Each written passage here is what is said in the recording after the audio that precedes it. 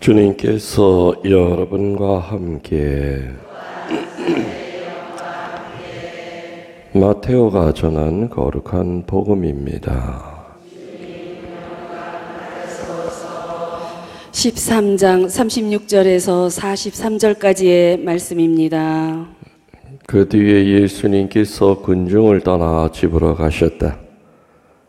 그러자 제자들이 그분께 다가와 밭의 가라지 비유를 저희에게 설명해 주십시오 하고 청하였다.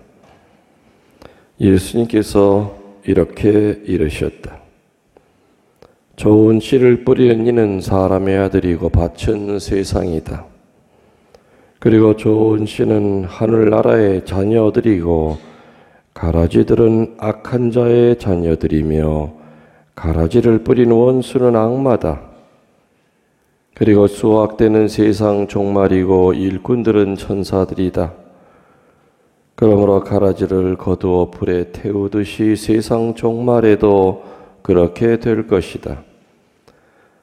사람의 아들이 자기 천사들을 보낼 터인데 그들은 그의 나라에서 남을 죄짓게 하는 모든 자들과 불의를 저지르는 자들을 거두어 불구덩이에 던져버릴 것이다. 그러면 그들은 거기에서 울며 이를 가할 것이다. 그때 의인들은 아버지의 나라에서 해처럼 빛날 것이다. 귀 있는 사람은 들어라. 주님의 말씀입니다.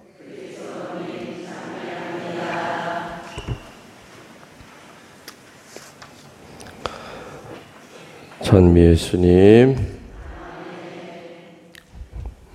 요즘 많이 습하고 덥지요?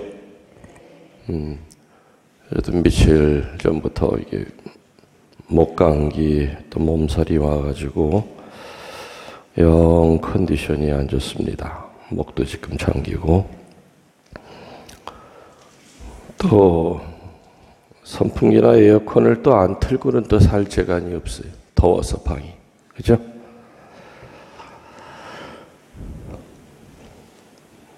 오늘 복음이 제일 마지막이 무슨 말로 끝났어요?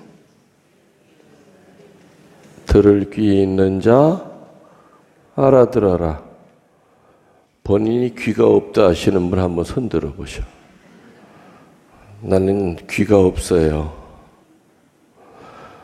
귀도 보면 종류가 많죠. 큰 귀도 있고 쬐끄만 귀도 있고 뒤로 발랑 넘어간 귀도 있고 나처럼 앞으로 모아져 있는 쪽박귀도 있고 또 부처님처럼 생긴 귀도 있고 별의별 귀가 다 있어요 사실은. 그래서 이 연예인들 이렇게 보면 나는 귀부터 제일 먼저 봐요. 얼굴이 아무리 이뻐도 귀가 참 못생긴 연예인들은 있어요. 지금 뭐 미사수건으로 가리시고 그래도 다 알아. 그러니까 지금 가리실 필요 없고. 수녀님들은 귀가 안 보이잖아. 그래서 나는 수녀들 볼 때마다 제일 궁금한 게 저 수건을 어떻게 한번 이렇게 살짝 좀 이렇게 뒤로 좀 밀어내고 귀 좀 한번 봤으면 귀가 어떻게 생겼나. 귀가 송편 빚은 것처럼 이쁜 귀도 있죠. 참 귀가 있고 아주 복스러운 귀도 있고. 근데 하느님 말씀을 듣는데 귀의 모양에 따라 하느님 말씀이 잘 들리고 안 들리고 하는 건 아니에요. 맞죠? 귀의 생김새랑은 아무 상관이 없어. 귀가 있어도 안 들리는 사람을 뭐라고 그래요? 청각장애자라고 그러죠? 그래도 그 사람들한테 하느님 말씀이 들려요. 풀소리, 오만 소리 다 잘 들리는 바시락거리는 소리까지 들리는 큰 귀를 갖고 있어도 하느님 말씀을 못 듣는 사람이 있다 이거예요. 있겠죠? 들을 귀가 있는 자는 알아들으라는 것은 눈에 보이는 귀가 아니죠. 마음의 귀, 심령의 귀가 있는 자들은 내가 지금 이제껏 한 말을 잘 알아들어라 이런 얘기예요. 사람이 무언가를 생각하기 시작한 이래 역사적으로 그야말로 먹고 사는 거 외에는 아무것도 생각하지 못했던 그게 아니라 아무튼 머리로 뭔가 생각하기 시작한 일에 던졌던 세 가지의 질문이 있어요. 첫 번째, 삶이란 뭐냐? 두 번째, 죽음이라는 게 뭐냐? 생로병사의 문제예요. 삶이 뭐냐? 죽음이 뭐냐? 더 나아가서 죽고 난 다음에는 어떻게 되느냐? 아무튼 죽음의 문제죠. 공자의 제자가 공자에게 물었습니다. 스승님, 죽고 난 다음엔 어떻게 됩니까? 그랬더니 공자왈 가라사대, 이놈아, 사는 것도 잘 모르겠는데 왜 죽는 것까지 미리 걱정하냐? 그래서 유교라고 하는 것은 사람과 사람 사이의 그 법칙에 대한 것을 얘기한 거지 죽음에 대한 것까지는 건드리지를 못했어요. 아무튼 이 생로병사의 문제, 삶의 문제, 죽음의 문제, 이게 1번, 2번이. 그 다음에 또 세 번째 문제가 뭐냐? 인간이 생긴 일에 계속 던져졌던 문제, 바로 오늘 복음에 나오는 문제죠. 오늘 복음에 예수님은 분명히 명쾌하게 이 세 번째 문제에 대한 답을 알려주셨는데도 불구하고 그 후에도 2000년 동안 지금까지 아마 앞으로도 계속해서 그런 질문은 또다시 반복이 될 거예요. 세 번째 문제가 뭐냐? 왜 악이 존재하느냐? 뭐가 존재하냐고요? 선과 악의 문제예요. 하느님이 애초에 세상을 만드셨다면은 악한 사람을 안 만들지 않으면 되는 거 아니냐? 태어날 때부터 특별히 엄선해가지고 자기 부모를 죽이는 그런 폐륜애를 안 만들면 되는 거 아니냐? 이 악의 문제예요. 신이 없다고 주장하는 무신론자들의 제일 첫 번째 되는 근거가 뭐냐? 사실은 제일 좀 무대뽀적인 논리죠. 이런 것 때문에 하느님이 없어라고 이렇게 주장을 해요. 그게 뭐냐? 선한 사람이 잘 안 되고 악할수록 세상에 더 잘 되는 거 보면 하느님이 어디 있어? 이렇게 얘기를 합니다. 여러분들 주변에서 그런 얘기 들을 때 또 여러분들 마음속에도 그런 마음이 분명히 한두 번은 있을 거예요.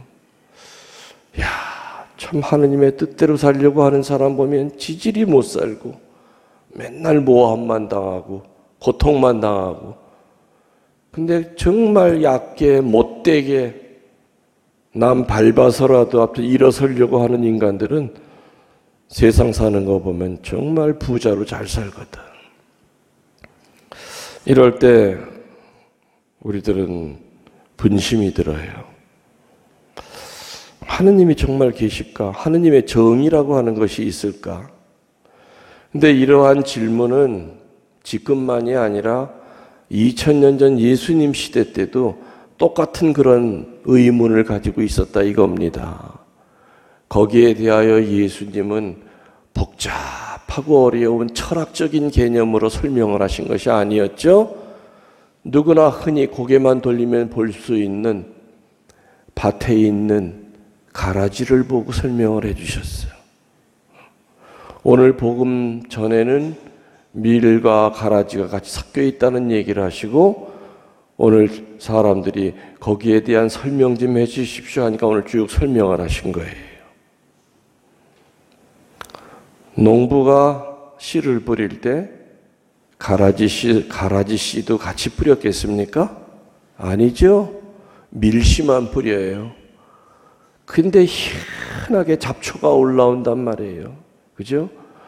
어떤 바람을 타고 날아왔는지 그놈의 잡초씨가 바닥으로 기어서 왔는지 아니면 참새가 거기다 잡초씨 똥을 쌌는지 어떻게 했는지 몰라도 분명히 농부는 뿌릴 때부터 오늘 이 밭에 잡초가 없기를 바란다 하면서 밀심만 열심히 잘 뿌렸는데도 불구하고 나중에 보면은 잡초 싹이 올라와요. 근데 농부가 잡초 싹을 보고도 안 뽑아요. 안 뽑는 이유는 뭐예요? 밀싹이나 잡초싹이나 멀리서 보면 비슷비슷해요. 잡초 뽑다가 혹시 밀싹이 뽑힐까 봐. 또 농사 짓는 사람들은 다 나이가 많은 눈이 어두운 사람들이에요. 그때는 안경이라는 게 없었죠? 땀 흘리고 농사 질 때는 안경 못 써요.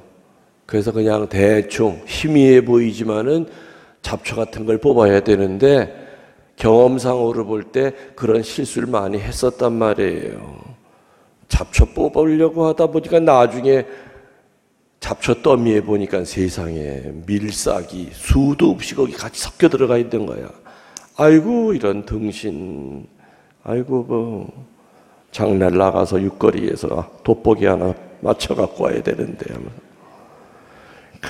그래서 밀싹이 나오더라도 농부는 섣불리 못 뽑는 이유가 밀싹을 섞다가 보면은 가라지 싹도 같이 나와. 하느님께서 악의 싹이 올라올 때 바로 그 자리에서 벌을 못 주시는 이유는 악이라고 하는 것은 묘하게 연결이 되어 있어요. 그래서 잘못하면은 선한 사람도 다칠까 봐 벌을 못 주시는 거예요. 알아들으셨어요? 자, 이제 이놈이 이제 싹이 돼서 줄기가 됐겠죠? 줄기가 돼서 누가 지나가다 보더라도 아유, 저거는 잡초네? 저거는 밀이네? 하고 확연히 구분이 돼도 농부는 더 인내심을 갖고 손을 안 대요. 이유는 뭘까요? 이유가 뭘까요? 이 잡초는 어둠 쪽으로 진화를 해요. 그 얘기는 뭐냐? 나 뽑을 테면 뽑아. 나 혼자 안 죽어. 내 전원 끌고 나갈 거야. 그래가지고 잡초의 뿌리가 뭐를 감고 있을까요? 밀 뿌리를 감고 있어. 한쪽 뿌리로는 밀을 감고 있어. 한쪽으로는 양분을 먹고 있고. 농부는 경험상으로 지금 눈에 보이진 않아도 지금 저 잡초 줄기를 잡아 당기면 밀도 같이 나올 거라는 걸 알아. 잡초 저놈이 혼자 죽을 놈이 아니라는 걸 알아. 악도 진화를 해요. 어둠도 자꾸 진화를 해요. 악도 자기의 생존을 위해서 가만히 있질 않아. 그래서 공범이라는 게 있죠. 죄를 지을 때 나랑 같이 해. 끌고 들어간단 말이에요. 혼자 나중에 벌 받는 것보다는 둘이 벌 받는 게 낫거든. 자꾸만 이렇게 진화를 해.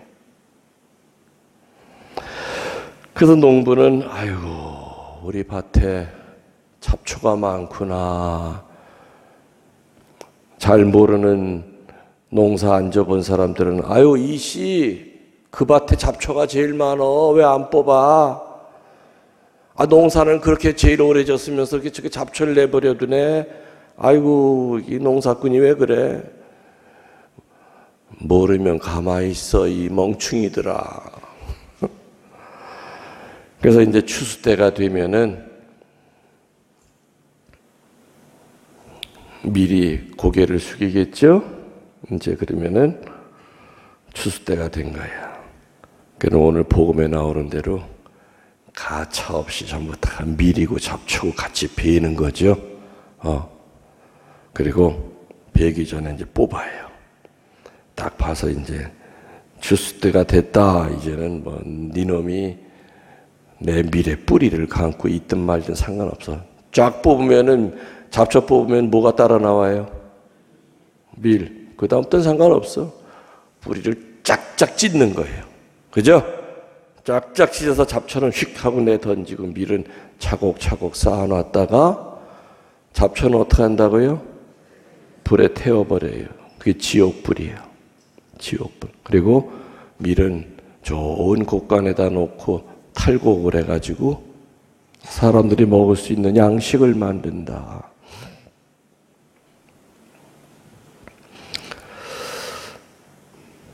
그래서 농부가 가라지를 안 뽑는 이유가 바로 그런 거였어요.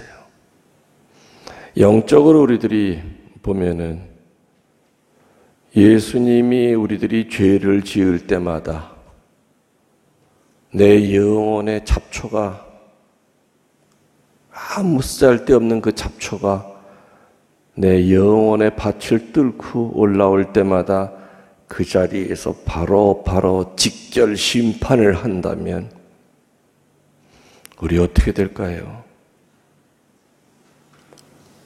지금 몸뚱아리 성한 사람 하나도 없어. 만일에 누가 남의 험담을 할 때마다 하느님이 그 자리에서 이빨을 뽑아놔. 지금 다 틀리야.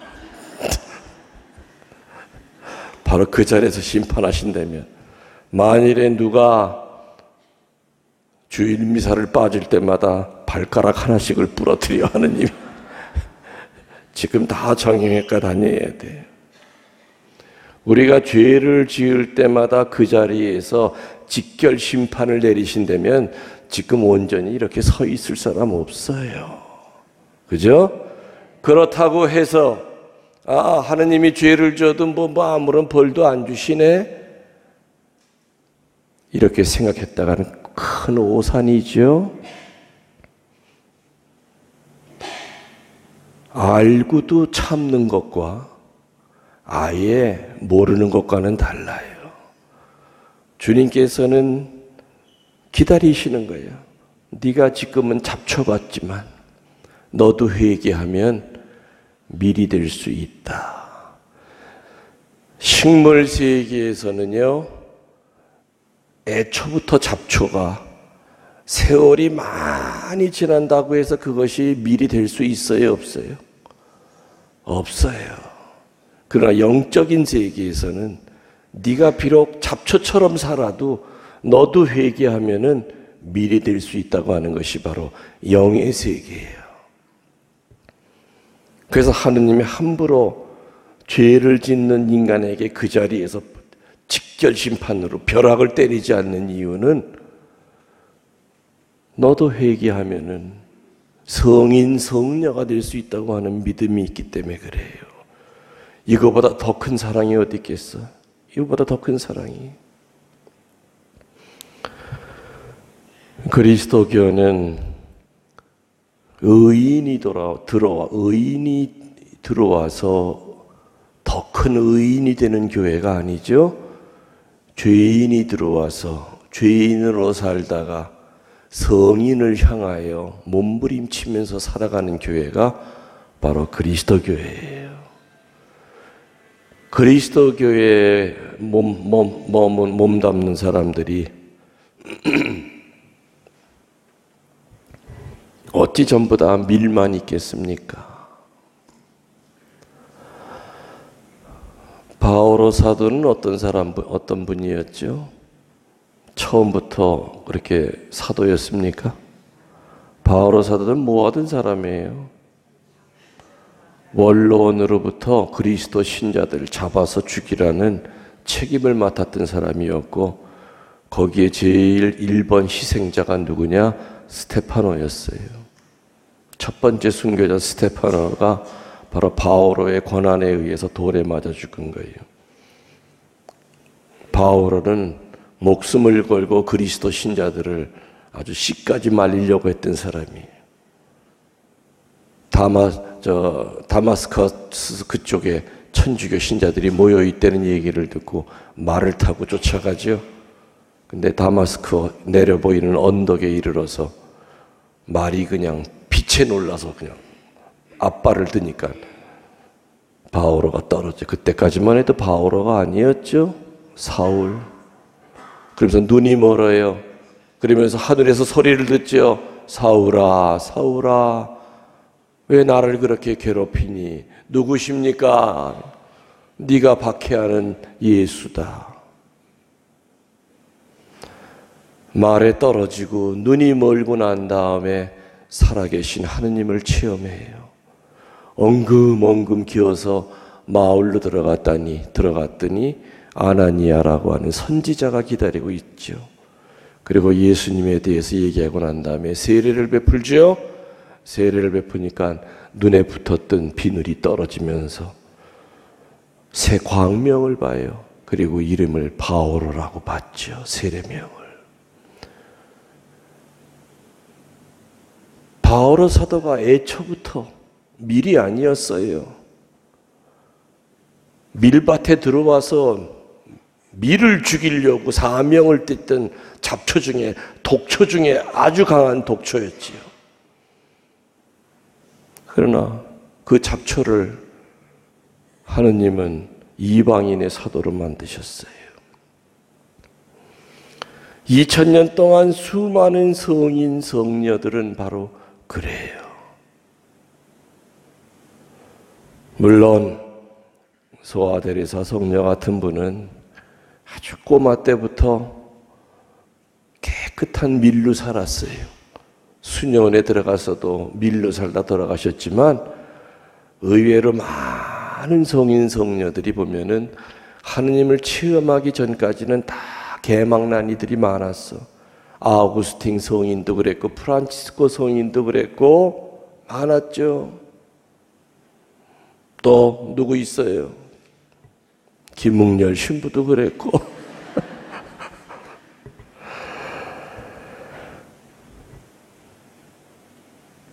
주님께서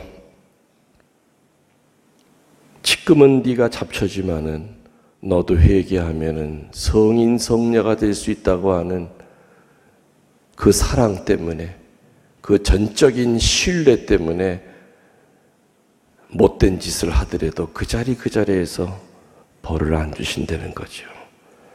어리석은 인간은 그것을 이용합니다. 그렇죠? 실컷 죄 짓다가 죄 아무리 져도 벌 받은 적도 없으니까 죽기 전에 신부님 찾아가가지고 고백성사 보고 총 고백하고 그 다음에 깨끗하게 죄사함 받고 죽으면 되겠지.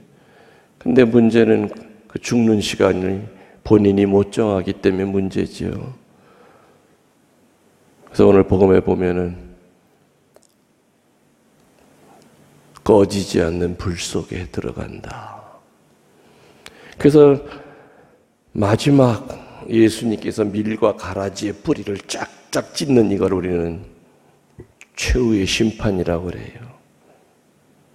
이 심판 때는 열심한 아내의 치맛자락을 잡고 냉담하던 남편이 아내 따라 천국에 들어갈 수가 없는 것이고, 이럴 줄 몰랐습니다. 아무리 입으로 떠들어도 그건 통하지도 않을 거고, 세상에 지옥이 있다는 걸 알았으면 제가 이렇게 살았겠습니까? 좀 가르쳐 주시죠. 이놈아, 김묵렬 신부가 몇 년이나 가르쳤는데 그것도 몰라. 강론할 땐 딴 생각하고 졸고 앉았다가 그냥 뭐 어디서 지금 헛소리야 하면서 이제 통하지 않는다 이거예요. 그래서 우리들은 죄를 지을 때마다 절망할 필요도 없어요. 그죠? 또 내가 밀이라고 교만에 떨 이유도 없어요. 우리는 얼마든지 주님의 밭에서 밀로 살다가 어느 한순간에 가라지가 됐다가 또 어느 한순간에 밀이 됐다가 수도 없이 반복을 할 거예요. 그러면서 나중에 주님께서는 반드시 나를 밀로 결실을 맺게 해주신다고 하는 걸 믿도록 합시다. 아멘.